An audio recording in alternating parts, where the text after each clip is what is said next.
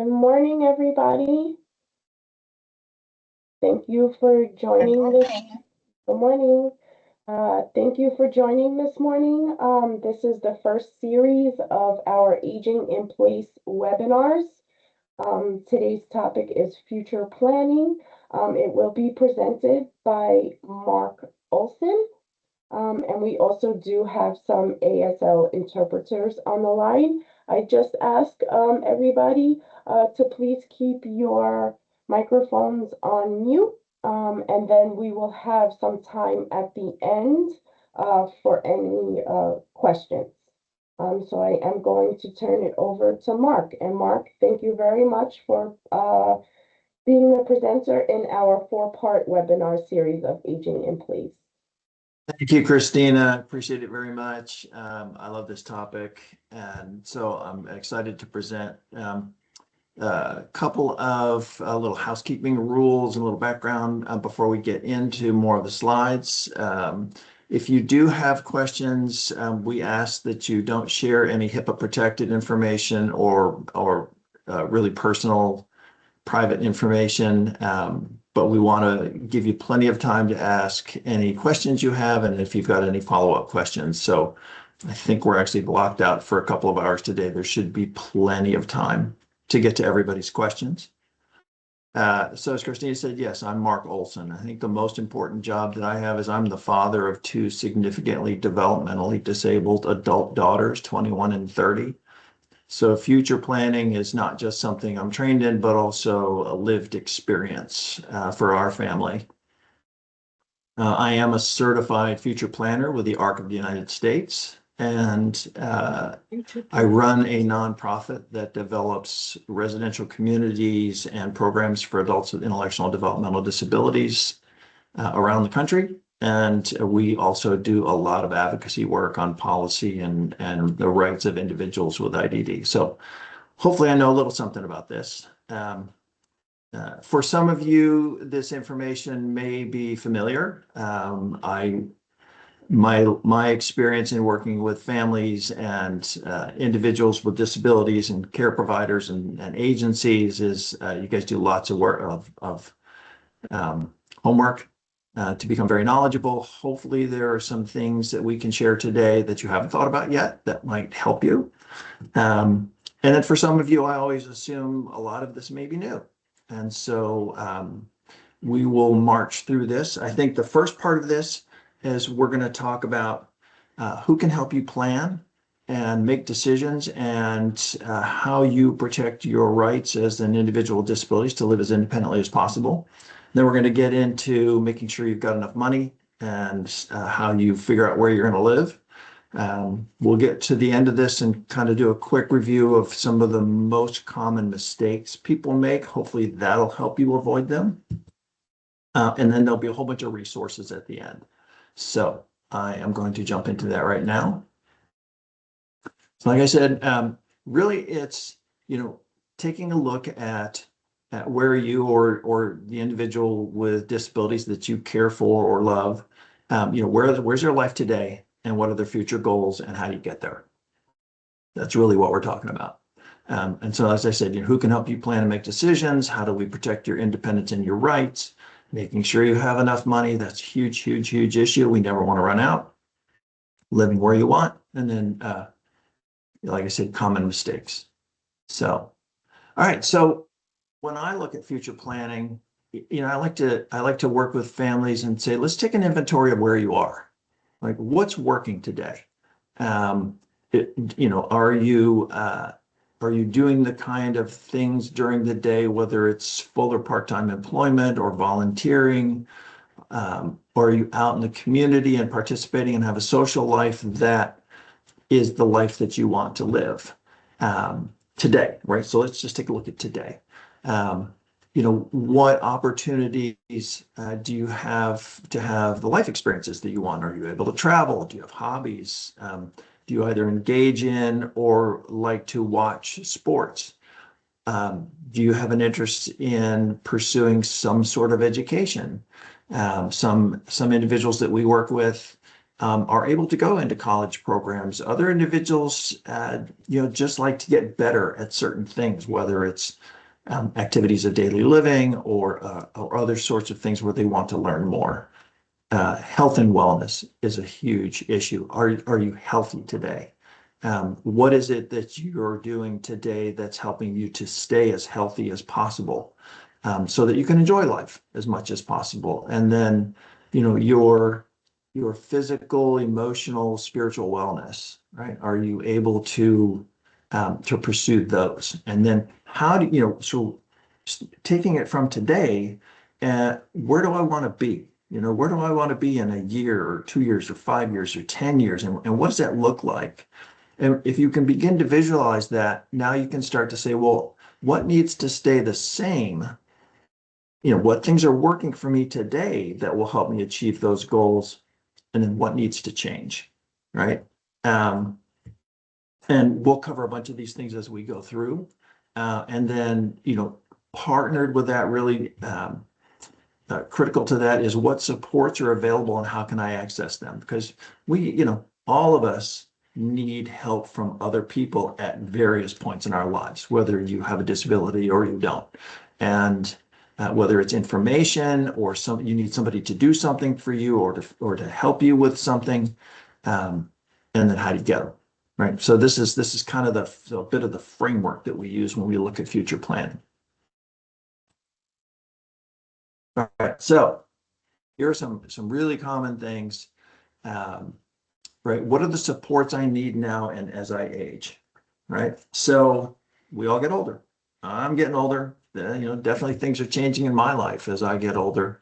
Um, uh, I've been pretty independent for a while. Some individuals with disabilities are pretty independent, but as you age, whether it's a physical thing, maybe it's a vision issue or a hearing issue, um, uh, perhaps your disability is more significant and you need 24/7 supports.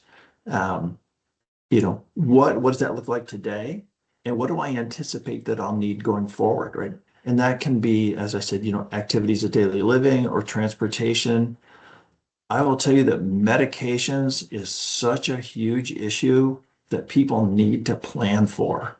Um, I get my meds today. I've got them organized. We're all good, but am I going to need help taking them? That I'll tell you, one of the biggest issues we run into is how do I make sure I get refills of my medications in a timely fashion, right? So that I don't end up running out or I don't have to, have a doctor's appointment and it's going to take me a month to get to see the doctor, but I'm going to run out in 2 weeks, right? Super important. Um, have a plan in place, and a plan can be just write it down in a way that that not only you understand, but if somebody comes along and needs to pick that up and handle it for you, that they can understand on what continuity of care looks like and access to money and supports. Um, what it's a really interesting thing that I've seen a lot of conversation about recently, right? We're all getting so online with our lives, and so many things are online, and telehealth and telemedicine, and I access my bank account online, and you go through an app on your phone to get to your waiver funding or your SSI or supplemental security income. Okay, you know how to do that, or somebody knows how to do that for you. But what if somebody needs to come along and help with that or pick that up, right? So, for example, if you're an individual with disability and your family's been taking care of that, um, has somebody written down the passwords for these different accounts? Some accounts you enter a username and a password, and then it asks for something called two-factor verification, where it sends a text to a phone with a code that you've got to enter to be able to access the record. You'd be surprised how many times people know the password, but they don't have access to the phone associated with that account to get to the code to get into the account. And it's just sometimes you don't even think about it because it's such a part of our daily lives. but it can trip you up in a huge way. And it just, write everything down. Make sure somebody, we talk. I talk when I do this to say I've got everything all done. I've got everything all written out. If I get hit by a bus when I walk out my front door today, who's next? And will they be able to find those documents? Will they be able to understand them? Will they be able to use them to help, say, my daughters, right? Um, and that goes part and parcel with, who are the decision makers and the trusted advisors that you've chosen to help support you in your life today, and that you want to help support you going forward, right? Because it's very important to do that. In some cases, that there's a legal requirement associated with that. In others, it's just sort of a circle of friends that you trust, that you want other people to trust also. Um, and just writing all this stuff down. Don't assume that anybody knows. Make sure it's in a place where people can find. And then, when we really get into this process, there is a format called a letter of intent. And a letter of intent, and there's plenty of templates for this that you can find, but you can also just sort of use common sense in putting it together, that just says, how do I want to live my life going forward? And if this comes, what is my choice about, what are the options available, and what is my choice of the option that I want, right? So that you have documented, and there is a document that says, what your intentions about how you want to live your life. A DNR is a do not resuscitate, right? So for somebody who is maybe gets into a critical health situation and doesn't want personally to be supported on machines, for the rest of their life, is a DNR in place? Is there a will or a trust in place that documents how money will be handled and who has what responsibilities, and takes into account, Medicaid, if you're using Medicaid, and probate courts, and making sure to preserve as much of your rights and your money as possible. So there's a lot. And it's never too soon to start. So I know that's a lot to digest. We'll move on. So who can help you? Okay. So one of the things when we look at all these, when you're doing your plan and you're thinking, all right, here's where I am today, here's where I want to get to, or your family's helping you, or a caregiver's helping you, or an agency is helping you, whoever it is that's helping you, right? Look at all your options as a continuum, right? What do I have today that sort of easily moves into the next stage, that moves to the next stage? And it's okay to change your mind as you go along, right? As you get more comfortable with your options. I know we lost our ASL interpreter here for a minute. I think there's another one who's supposed to join us. She is on. Okay, good. Yeah, All right. thanks. All right. I just didn't see her yet. Okay. Okay. The other thing to think about when you're helping somebody to plan how to get from today to the goals that they want to have in their life, all the way, really, to be really honest, through their lifespan, is you always want to start with the least restrictive options. And then as individuals' needs are assessed, and you look at each one of those options and you try something, and maybe it's again least restrictive, but maybe that doesn't work. Maybe that's not the best solution. You document, okay, we tried it. Here's why it didn't work. We're going to go to the next option from that might be a little bit more restrictive, a little bit safer, perhaps, require a bit more support, right? And you want to match those supports to your needs and abilities, right? So as you get older, you have certain abilities, and those are going to change over time. And your needs are going to change over time, whether it's I'm moving into a different place to live, or I've got a roommate that I didn't have before, I'm losing a roommate that I had before. Make sure we're matching those supports to those needs so there aren't any gaps. Another expression that I like to use, I know in our world, we've used the term presumed competence a lot, but I like to presume potential, right? Every individual, including my two daughters, have tremendous potential. And maybe it just takes time for that potential to reveal itself. But I want to make sure I protect their rights. And you should be thinking about how to protect your rights to exercise that potential, right? To realize that potential. And so, when we think about planning, when we're choosing who's going to help us make decisions, when we're choosing where we're going to live, when we're choosing um, funding and money and where that's going to go and how we're going to protect that, right? We want to make sure we're protecting your rights as much as possible. Um, Planning for succession. So this is when we talk about guardianship here in a minute, or who can help you. Um, so you're an individual with a disability and you've got a family member or a sibling or somebody that you trust who's helping you. Maybe they have a certain amount of rights that states granted them, whether it's a power of attorney or it's guardianship in some respect. And they're the ones who are that you said, these are the people that I want to have support me, or this is the person who's my primary support person. What happens if something happens to that person? Um, People get sick, people get into accidents, people change their mind. Um, all these things are possible. And so, do you have a plan for who's next? Right. So, particularly as let's say it's a parent who is your guardian, and as they age, they may reach a point where they're not able to be that guardian for you, or they may pass away. And then who picks that up legally? Who picks that up? Is that documented someplace? And so, always thinking about that and making sure that you've thought about it, you've made a choice, somebody knows the choices that you've made, it's written down somewhere. Um, And then the hard one that's really difficult for a lot of people is, how do you monitor for things that change either on a legal basis or on a regulatory basis? Because they just do change.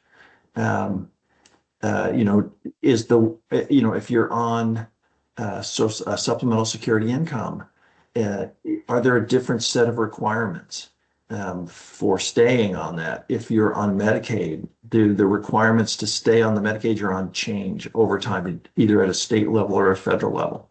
And just sort of trying to keep up with that. Now, groups like CP Unlimited, the ARC, and some of the other resources that I have listed at the end are very good about monitoring those things. And so I'd say subscribe to their newsletters, check out their websites, kind of watch for those changes. Um, you can't be too informed, basically. All right, so let's talk about decision making and who can help you, right? So a lot of people, guardianship, everybody knows guardianship, right? Um, but there are a bunch of different levels of supports and responsibility that somebody can have to help you. And in this list that you see in front of you, I've gone from the least restrictive to the most restrictive. Now, New York is typical of a lot of states in that this is a pretty typical list of options. I can tell you that in states like Texas and Nevada, there are more options, and they're the first two states in the country that put all those options into law. Um, right now, this is policy and regulation, but they actually put it into law and they established separate courts to administer that. But let's go through each one of these. So natural supports, or some people call them circles of support, are your friends, right? These are people who don't have any documented legal uh, connection or responsibility for taking care of you. They're the people that you trust in your life, your friends, neighbors, family members, others who are there to help you at various points during your day.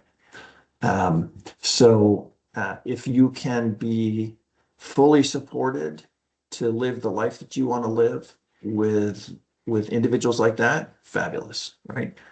Typically, if you're using just natural supports, you are probably your own guardian. And these people are just helping advise you. And that's a fantastic option. Um, there's something that was introduced several years ago, a concept introduced several years ago, and it's really taking off across a lot of states, and it's called supported decision making.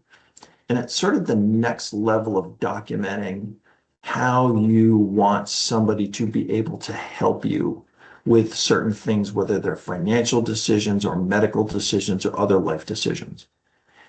And what supported decision making says in the way that it's structured is, I want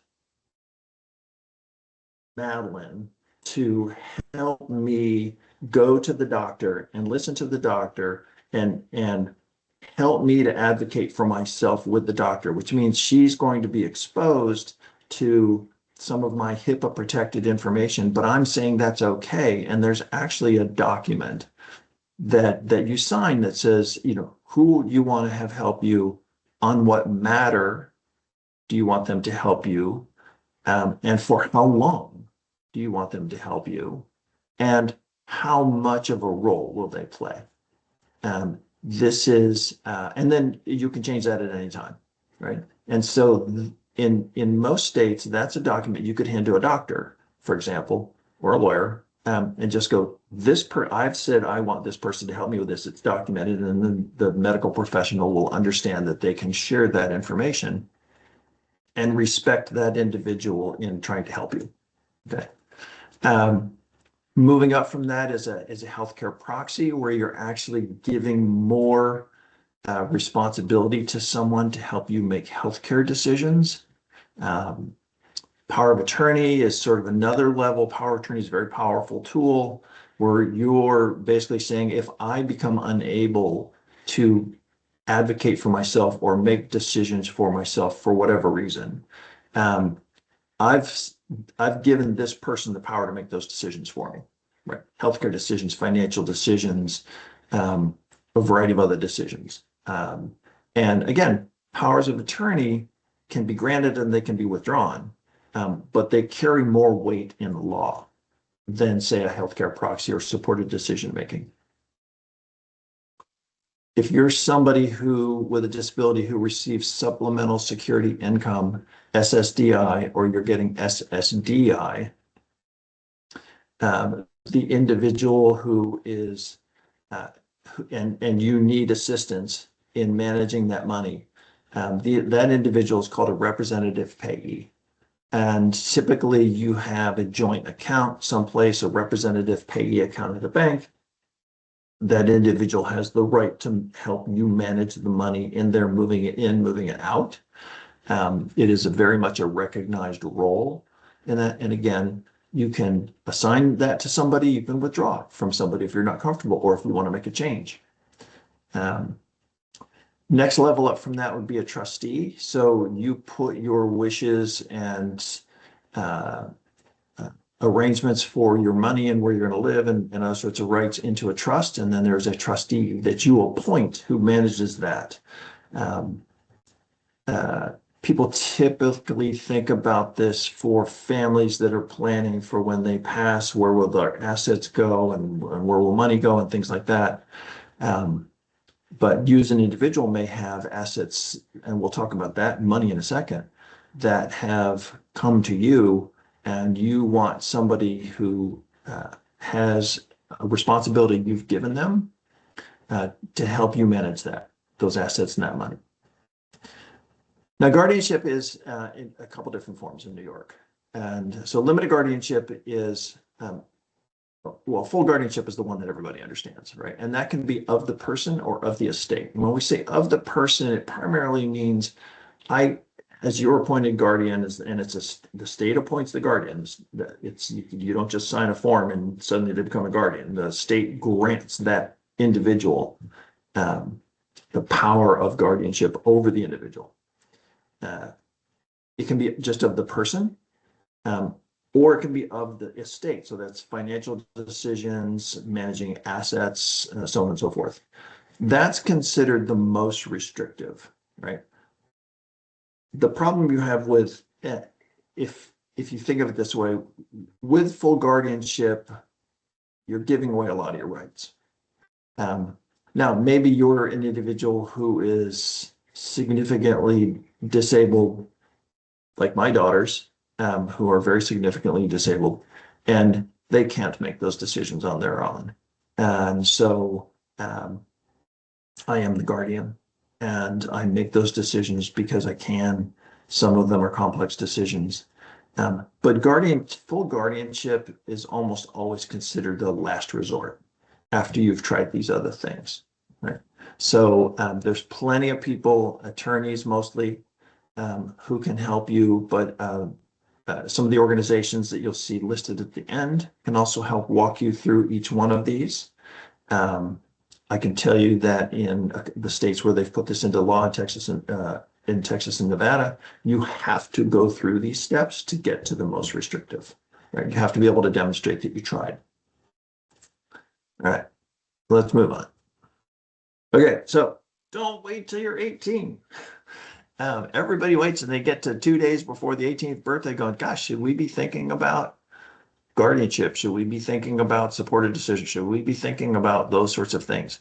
Wow, that is too late, because the second that the individual with the disability turns 18, the parent loses their legal authority to make decisions for that individual. The individual gets those rights because they're now considered an adult.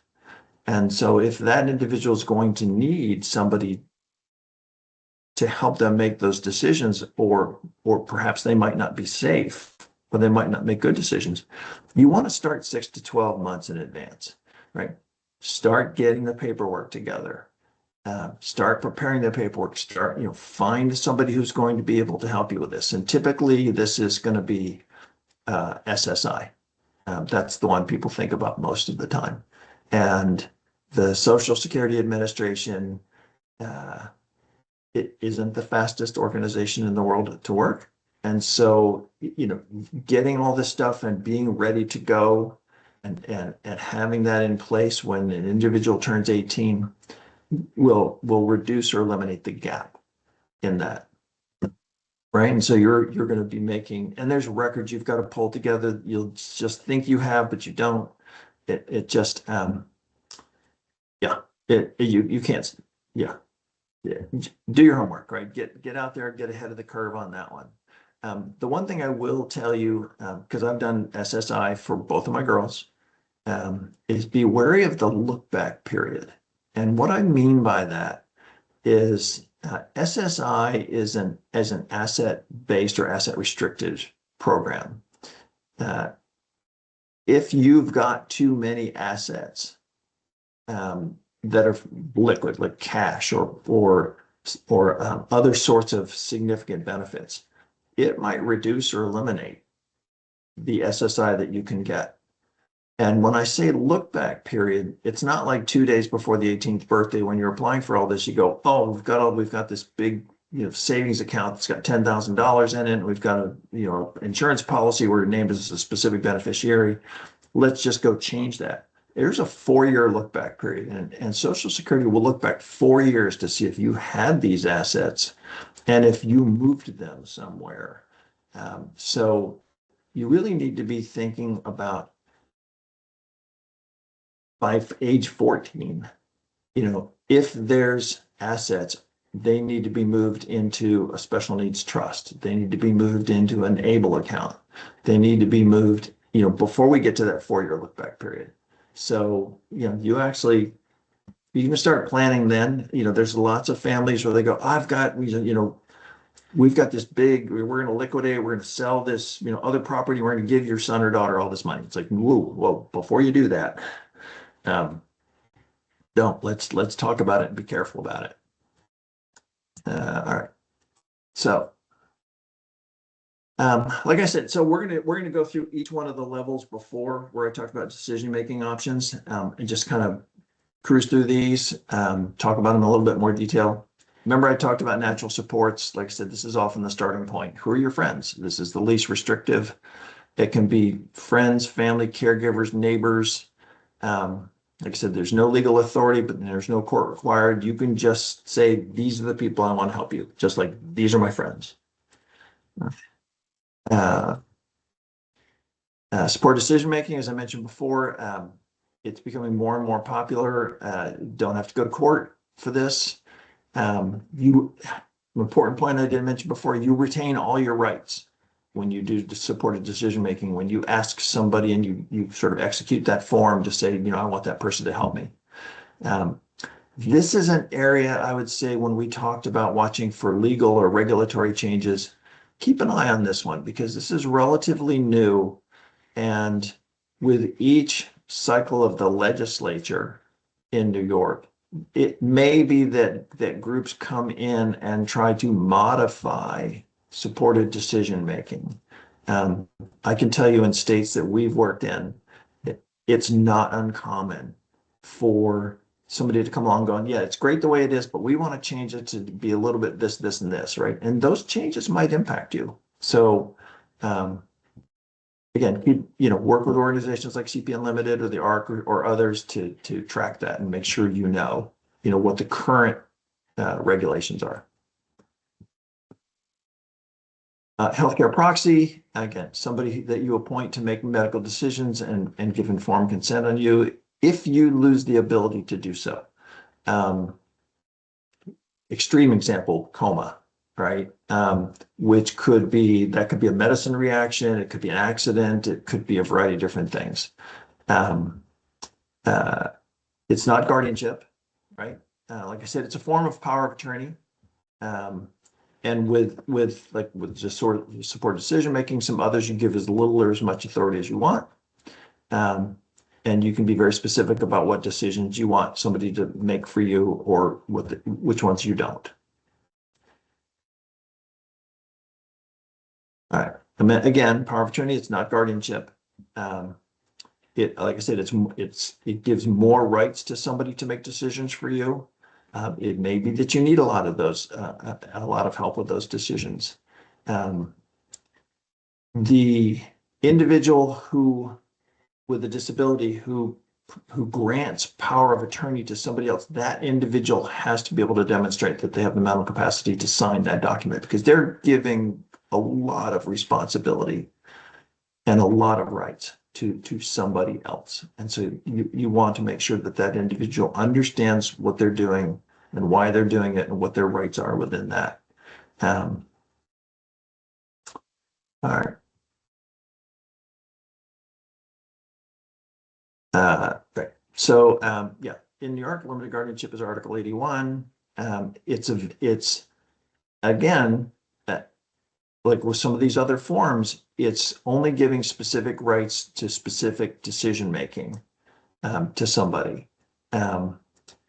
With limited guardianship, however, the individual with a disability might be very significantly impaired. They might not be able to demonstrate the mental capacity to execute a power of attorney.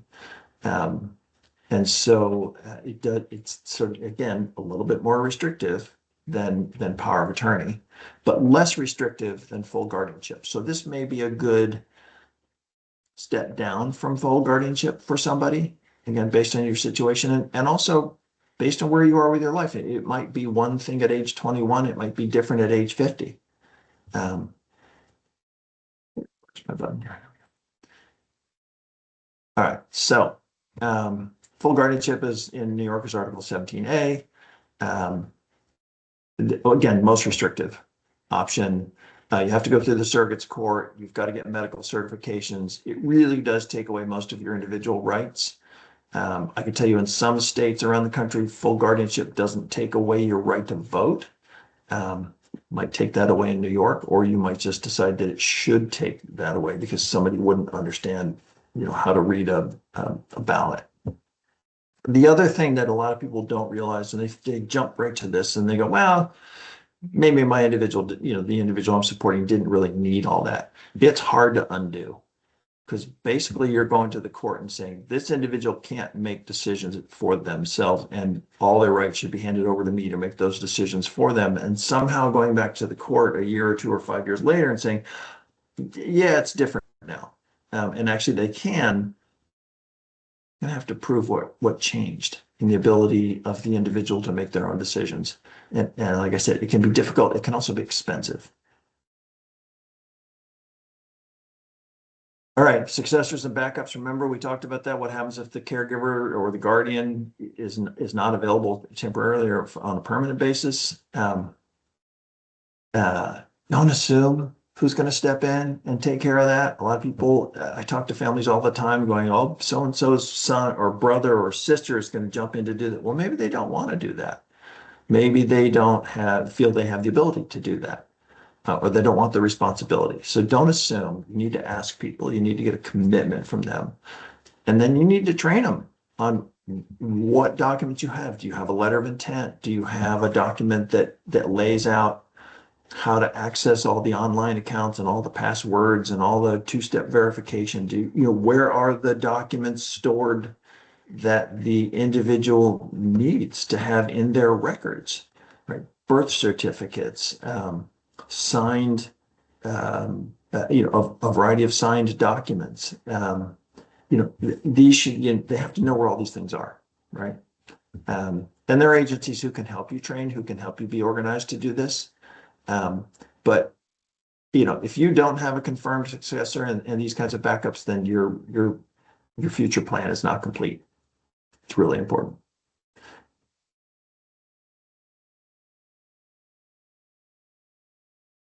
All right, let's talk money and housing for a second. How am I doing on time? I know I'm talking a lot. Oh, that's not too bad. Okay. All right. How do we make sure we have enough money? Um,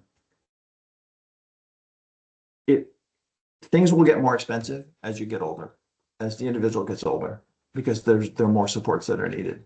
So, for example, let's start with, are you somebody who has some form of employment right now? How much money are you bringing in? How much are you earning? How much are you keeping? How much you earn can impact your ability to access some of these other things that we have on here. It's unfortunate, because I don't think that the lines that are established between working and bringing in money and these other supports, I don't think it's a fair line, because it starts to take away your entitlements, even if you're not making a huge amount of money. Where I feel like you should be able to make more and keep more before they start to reduce these other benefits. It comes up at a federal level and at every state level, every session. But be very wary of how much money you're bringing in from a job. Take an inventory of how much money you've got and know where it all is, and how much you think you'll need, right? I need this much today and it seems to work okay. But maybe going forward, if you're renting a place to live in, rents go up. If you have some kind of health insurance that's not Medicaid, or you've got some other thing, those costs go up. And so making sure you're taking into account, inflation and cost of living as that increases. Do you have a checking account? If you are getting SSI, you have a checking account, because it's going to go into a representative payee account. Do you have a separate savings account? An ABLE account is a savings account, which I highly recommend, by the way, which you can put money into, or other people can put money into, up to a limit every year and up to a maximum amount in that account. And that money in there will not impact your ability to have Medicaid for your medical. It will not impact your ability to get supplemental security income, or SSI, and it won't impact your ability to get SNAP, which is Supplemental Nutrition Assistance Program. Everybody knows it as EBT or food stamps. All right. ABLE accounts are a great way to have assets, to have cash assets that don't impact your other programs. Now, there's a limit. I think it's $100,000 is the maximum you can have in there before it starts to impact your benefits. And I know that when it first came out, 14,000, 12,000, something a year was the most you could put into it. That may be changed. It may be 18,000 now. Look into that. There are multiple able account types offered around the country.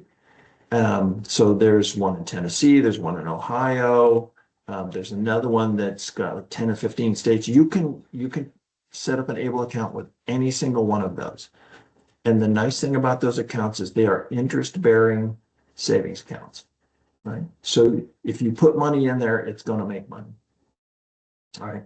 And then you can use it. I think it's 11 different categories of things you can use the money. So you can spend the money out of the able account on things like rent, utilities. You can also make purchases that you need for your home, or quite frankly, you can take a little vacation with some of that money. You have a lot of flexibility with that. Special needs trust. There are a couple different kinds of special needs trusts. You really need an attorney to help you set these up.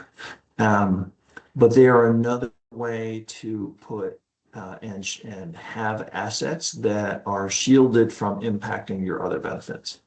And we use, for example, we work with families to have them buy homes for their sons and daughters and then pay them down and then deed those homes into special needs trusts so that the individual becomes a homeowner and that asset doesn't impact their other benefits. So, but you need an attorney for that. I used an attorney for mine. You need an attorney for that. Other money, SSI or SSDI, we talked about it. Food stamps. You have access to those, I believe, at age 22 and older. At 22 and older, they don't count in family income. So even if you're still living in your family home, you can access food stamps. Medicare and Medicaid are provide you access to Office of People with Developmental Disabilities services. And also, once you get Medicaid, some individuals, as they get older, a couple of years into that, will become what's called dual eligible. So they can access both Medicaid and Medicare. But I guarantee you all those systems are really complicated. Find somebody who can help you who understands how those work.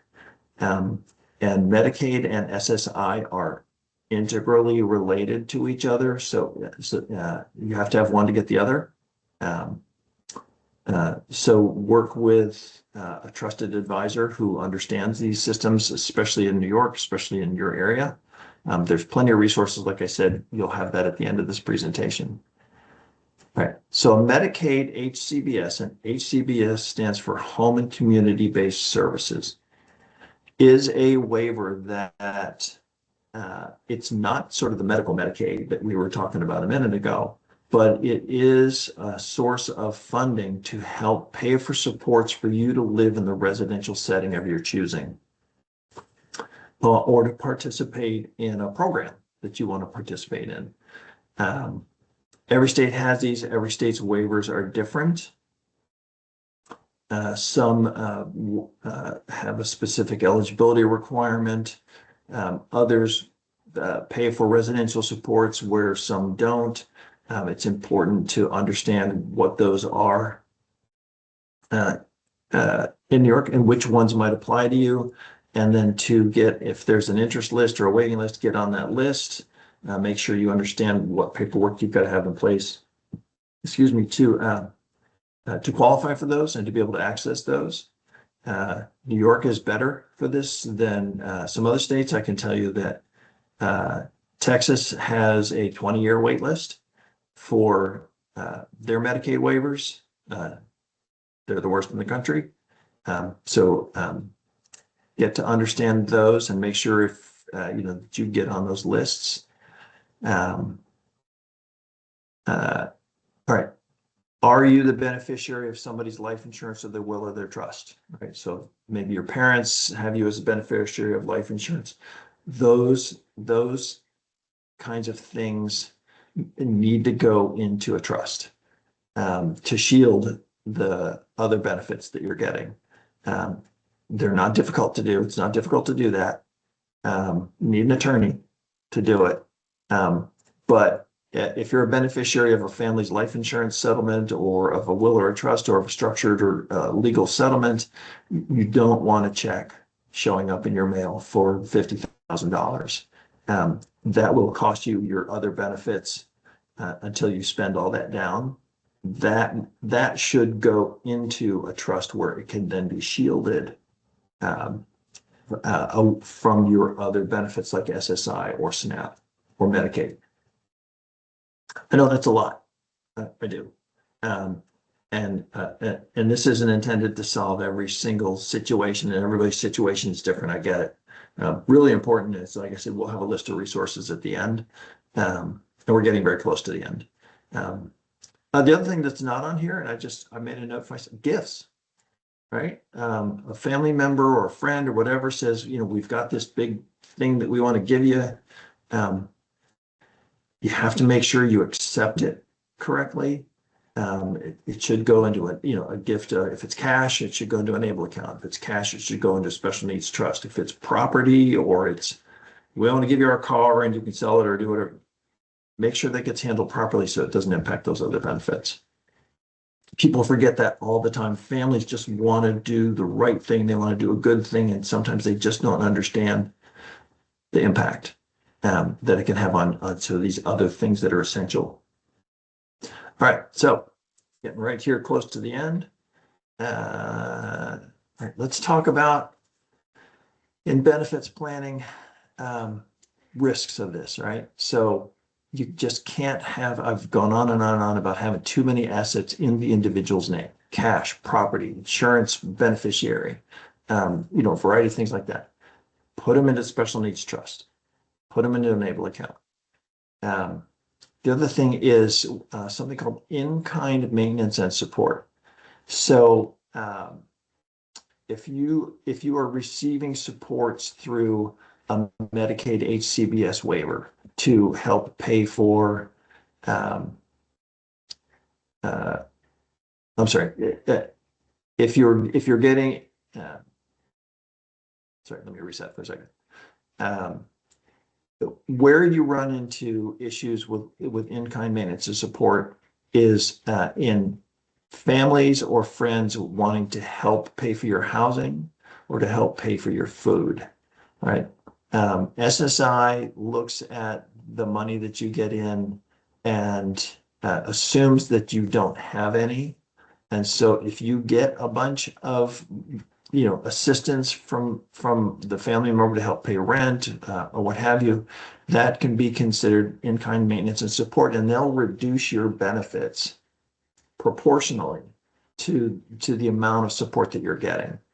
Now, the restriction around food has been relieved, but these are still important things. So when you're choosing where you want to live, and we're getting to that here in just a second, you need to be very careful about if somebody wants to help you with rent, if somebody wants to help you with your food, or they want to help you with something else, that it isn't something that you have to report and then could diminish your benefits. You need to put it into one of these other accounts so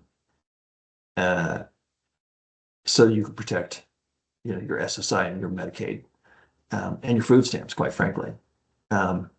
Inheritance, again, some families just they write into their wills it should go to so-and-so. That's not always the best approach. Again, putting into one of these other accounts, a special needs trust or Enable account, can help protect your assets. Changes in circumstances. So this is changing all over the place, but if you're in a particular living situation right now, but you move into a different living situation, and let's say you bring in some other people to live with you, and they're on public assistance, that could impact your eligibility for things like SSI, because you have to report household income and sort of things. So you want to be careful in changing, where you're living, in particular, who you're living with, to make sure that it's not impacting your eligibility for your other benefits. Also, if you do get a bunch of money in and it's going to impact your benefits, at least temporarily, let's say, you got $2,000 from somebody and there it is, right? So or you made the money. You have to report that to the agency in a timely manner. And they'll back off some of the supports that they're giving you, because now you've got this other money coming in, but then it resumes after that money is all spent down. But if you don't tell them, it puts your access to those benefits at risk, and you don't want to do that. You don't want to lose your services. So understand the process for getting those benefits and then what you have to do in order to be in compliance with them going forward. All right, so let's talk about living, right? Housing. This is a big one. Do you like where you live? If you do, how long can you stay there, right? If you're with your family, if you're with your parents, for example, they're not going to live forever. How long can you stay there? If they pass, where does the ownership of the home go?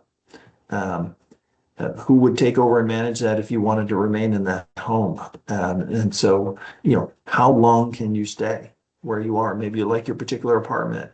If you're in your own apartment, or you like the group home that you're in, how long can you stay there? The bigger one is, where do you want to live? I mean, what do you see for yourself and where you want to live? Do you want to be alone with roommates? Do you want to live in the city, in the Bronx somewhere, or do you envision yourself eventually getting out into the country? Maybe you go to upstate New York, something like that, right? Where do you want to live? What kind of living situation? Do you want to be in a home? Do you want to be in an apartment? Do you want to be with more individuals like yourself? All right.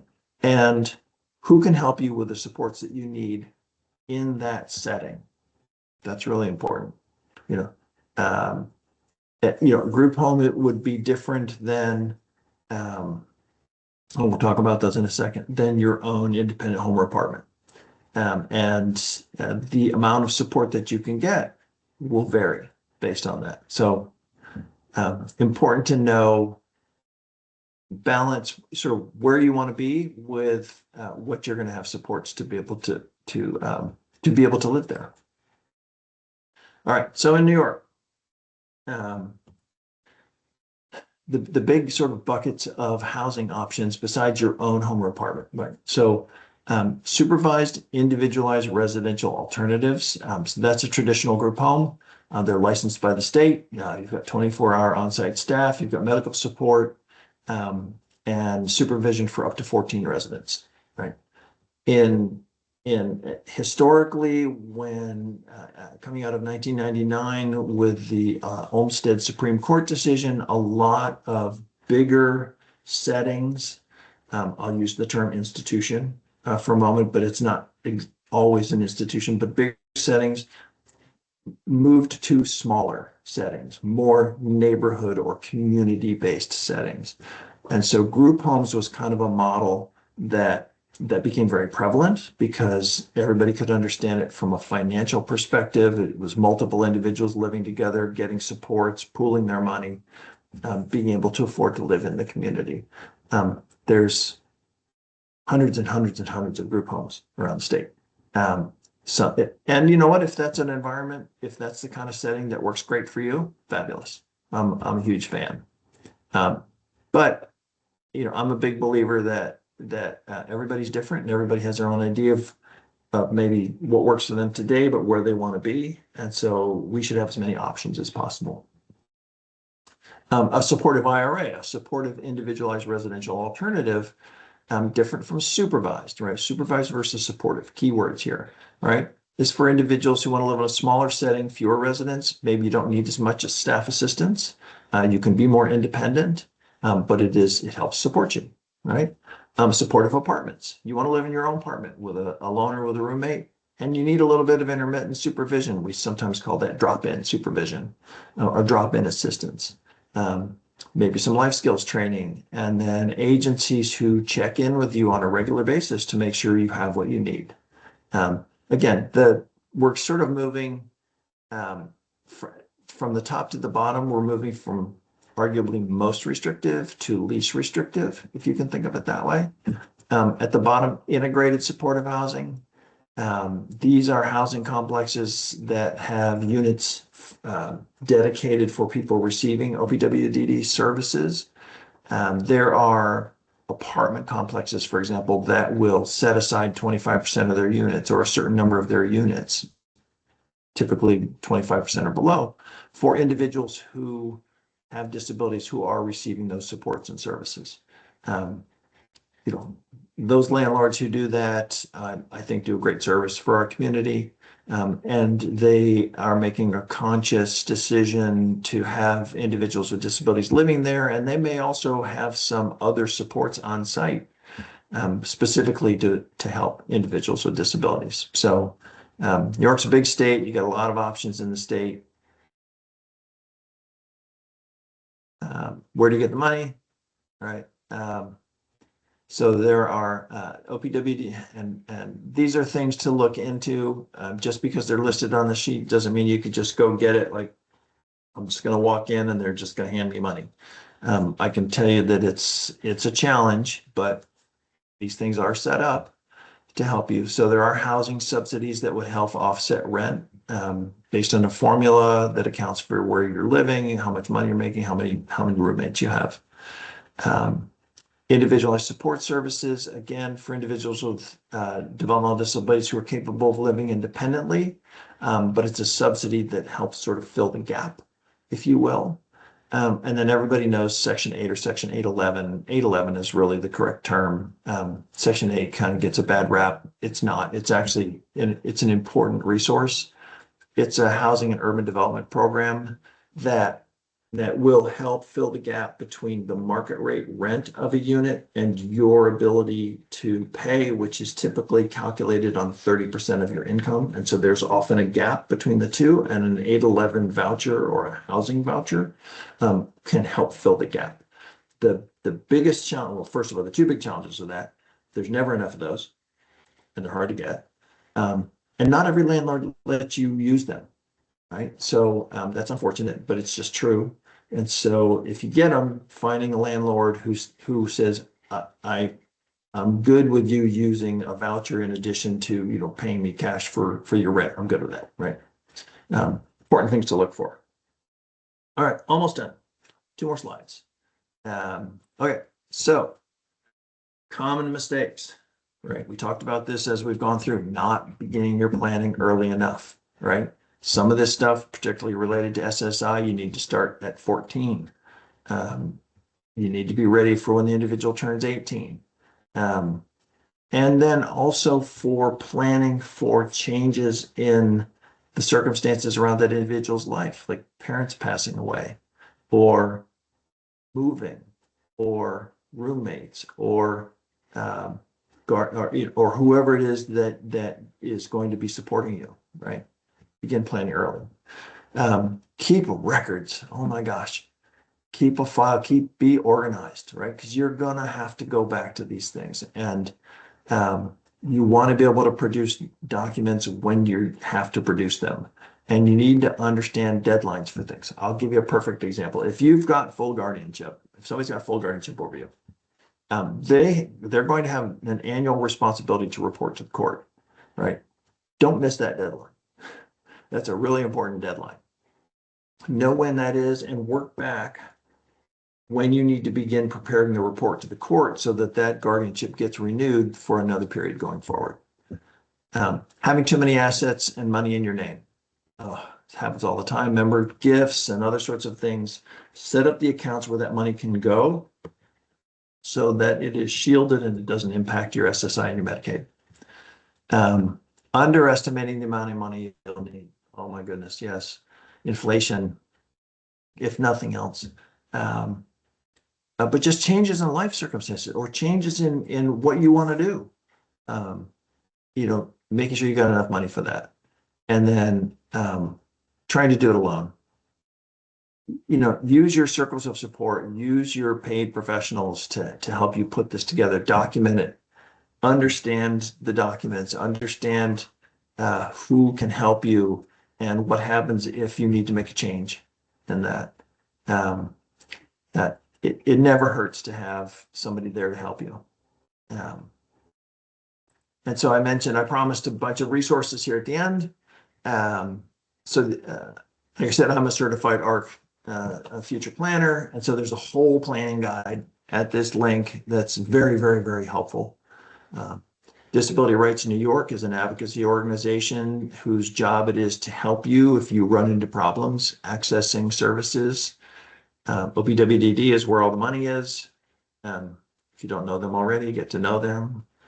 It is a big bureaucracy, but that's where the money is.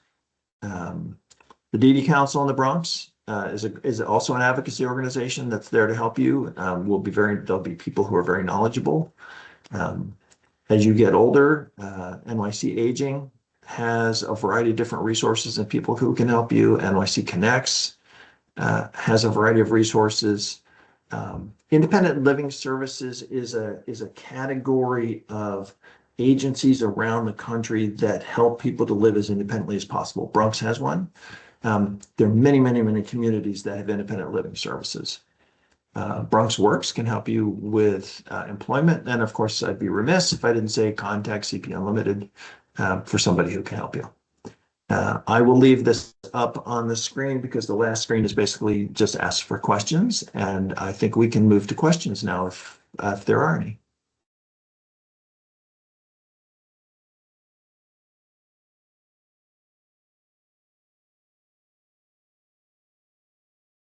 Christina, do we have any questions in the chat? I don't think I can see the chat with this up. I could take this down too if people want. Okay, so there was one question in the chat from Jessica Guberman. Since you have this experience as a parent, what type of encouragement would you give to family caregivers that wish to have their loved ones live with them or in an environment outside of the home and maybe having trouble with navigation or honestly just being exhausted from the process and the hurdles? Okay, so Jess wants me to describe my life. No, I mean that humorously, but it's families will want to, a lot of families, I'm not saying all, a lot of families will want to keep their son and daughter with them as long as they possibly can. I get that. I see it all the time. Or the other thing that we see a lot because we build housing around the country is I want my son or daughter to move into this place, and then I want to go move in there with them, right? And it may be a planned community for individuals with disabilities, or maybe a different living situation. And they're thinking, well, this will be the place that my son or daughter will stay after I pass, but I want to stay with them. Families need to understand, and I'm as guilty as anybody on this, that the sooner you begin to prepare your son or daughter to live their own life without you, the more and the better they'll be able to do that when the day comes that you're not around. The day to begin thinking about transitioning your son or daughter to a life without you is not the day before you pass away. Because that's typically going to be when they're in their 30s or 40s or 50s. They won't have developed those independent living skills. You won't. I get why families want to do that. I do. Even if your son or daughter is still living with you, be thinking about how you can transition them to be living, making decisions on their own, living in their own environment. And be okay with that. It's okay, right? It's okay to put all these plans in place. In fact, I think it's even better to put these plans in place, whether it's an ABLE account or it's a trust or other things, while your son or daughter can help you make those decisions. And they can tell you, this is the life that I want to live going forward. And how are these things that we're setting up going to enable me to do that? And that they can understand it. And then with the actual transition out of the home, and I get it, we're all tired, right? Like I said, I got two daughters at home. The chaos in our house starts at 5:30 in the morning. It doesn't stop till 10 o'clock at night. And that's just the way it is, right? And my girls will eventually move out into their own place. We're trying to make it so attractive for them that they want to move out instead of wanting to stay. But we'll support them as long as it takes to get them to that point. And once you start to make that transition, one of the things that I've seen with some families is, let's say they're moving out of the family home into an apartment, right? And it's not uncommon for, say, the mom will, or the dad can be the one, will go stay for a while with that individual in their new home or their new apartment, right? And then eventually fade out that support, right? They'll go from every night to every other night to, what have you. And we see individuals, let's say it's in group homes, who have moved out and they have their own life in their group home, but they come back every weekend to hang out with mom and dad. That's awesome. I love that. Um, but understanding the things you need to put in place to make transition effective and safe and secure, and then having a plan for that transition. As much as getting all these different things in place, whether it's healthcare proxy or an ABLE account or something like that, and then having a transition plan and what that looks like. Because for parents, you guys get to have your lives too, and it's okay. And there's no guilt associated with that. Um, so, do all the things that you can to make sure that you've planned for your son or daughter, but that you've also planned for yourself, right? Um, I'll just tell you, just on an interim basis here with my girls, um, we have a camp for individuals with disabilities, a phenomenal camp around here. And we take advantage of sending them to camp every chance we get. I just came back from a week at the shore because they got their summer camp week. That little recharge, that helps families a lot. So I don't know if that answers Jess's question, but it's a good question. If there are any others, I'm happy to answer those.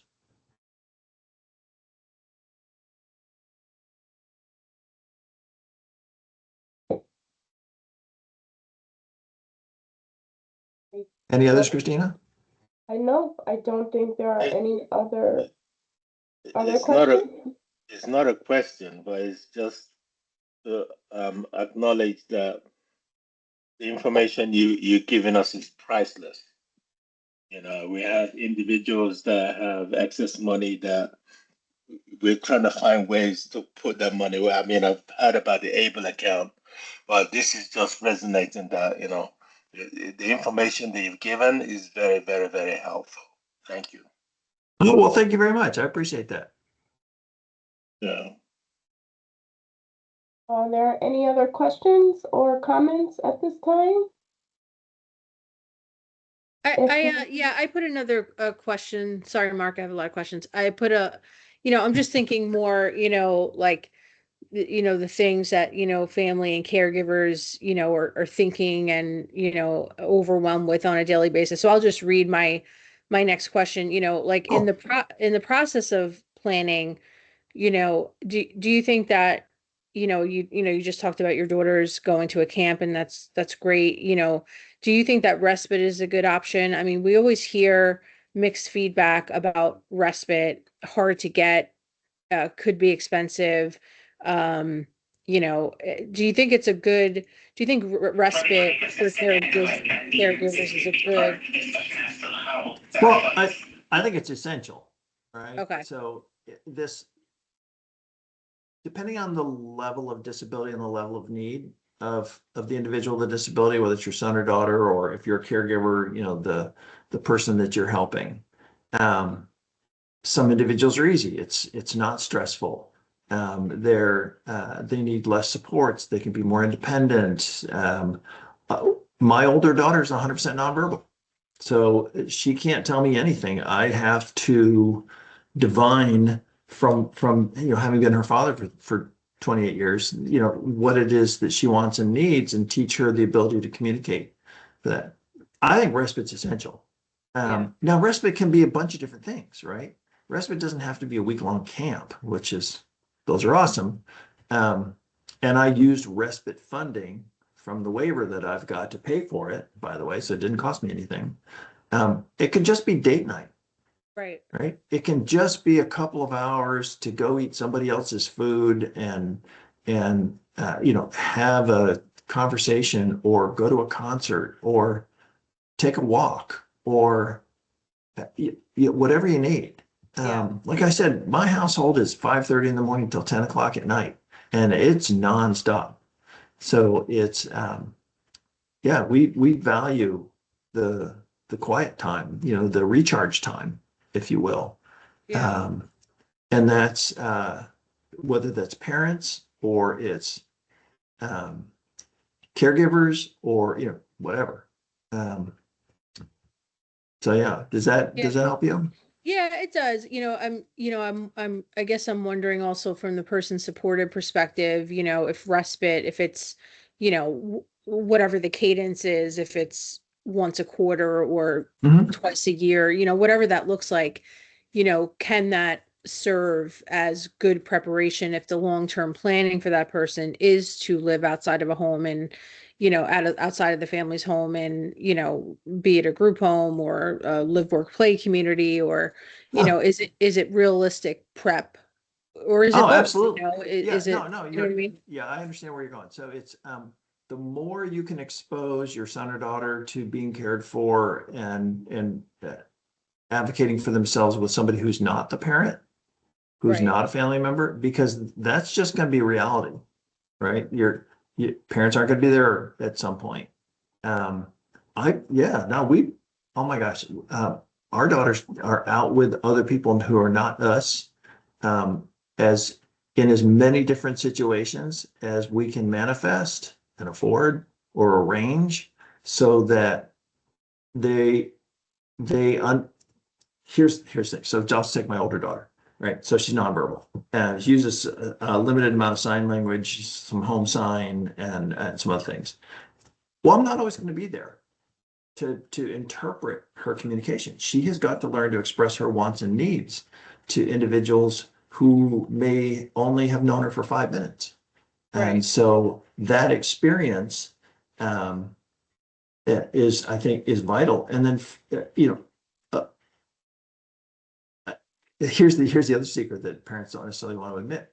Sometimes your son or daughter wants to be with somebody else other than you, right? Right. There may be a caregiver that they go, I really want Jessica to come over and hang out with me while my parents go on date night because Jess and I have so much fun, right? Right. Or I think she's really cute, or it can be anything, right? Yeah. Um, it's it's understanding that sometimes they actually want to be with somebody other than you, for a period of time, because that's a respite from them being out from under your thumb, right? If that makes sense. Yeah, it does. It does. Yeah. I know there was a hand up from Pearlie. Yes, Mark, I was just asking about a little bit more about the able account. Is that only for the person supported, or can anyone set that up? Especially if you're if you want to retire in a couple of years or so. So, Pearlie, it was a little garbled just right at the very beginning. So you're asking specifically about what? About the able account. Oh, yeah. I don't know if I missed if you had went more into details with it because I had got cut off for a while. So there is a national clearinghouse for ABLE accounts. You can just get online and search ABLE accounts. I don't remember the name of the guy, I should know this. But there are a bunch of different ABLE accounts offered by different states around the country. So an ABLE account is, not to get too technical, but it's like a college savings account. It falls under the same code but it's like a 529A versus a college savings account as a 529 account. And if you have responsibility for that individual's finances and making those decisions, yeah, you can set that up. You can fund it. You can get other people to put money into it. And then work with your son or daughter, whoever it is, and make sure that when you're not around, that you have the appropriate continuum of management of that account. It's not hard to set up, and I think you can fund it with a pretty small amount of money to begin with. But it's important to sort of research the different accounts, right? And so Tennessee's got one, Ohio's got one, Virginia I think has one. There's a bunch. They have different fee structures, and they have different rates of return, right? So you want to find the one that's going to work best for you. It's like any investment product, right? You want to do a little bit of homework, and then you get that set up, and then I would say as part of your financial planning discipline, consciously make sure you're moving money into that to grow that, so that you can really take advantage of that account type. Okay, thank you. You're very welcome. Thanks for the question.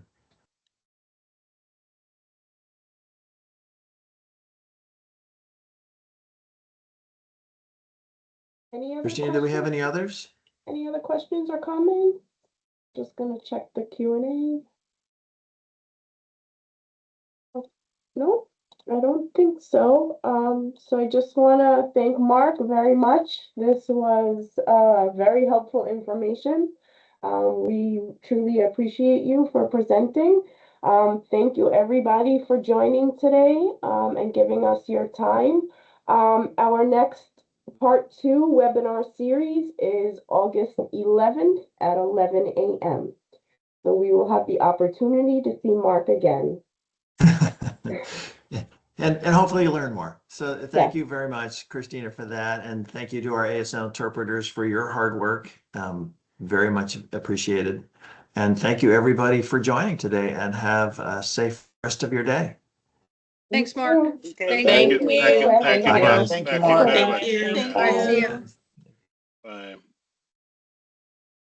Hi, thank you guys so much.